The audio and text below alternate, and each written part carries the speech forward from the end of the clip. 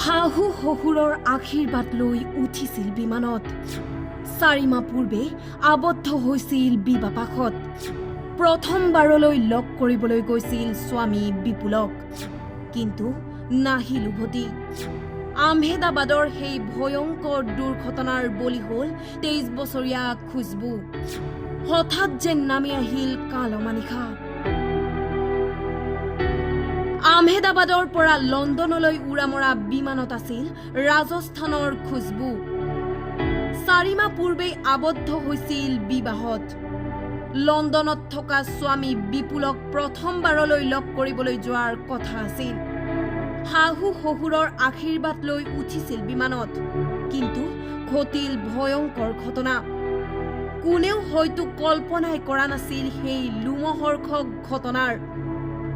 কিন্তু খুশবুৰ বাবে হৈ পৰিল অন্তিমটো যাত্ৰা। ৰাজস্থানৰ বলোতৰা জিলাৰ নৱবিবাহিতা মহিলা আছিল খুশবু।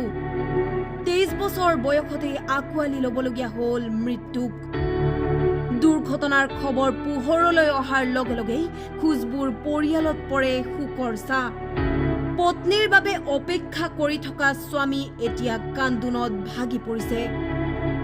অকাল মৃত্যুৱে এতিয়া কন্দুৱাইছে সকলোকে। News desk report, time 8।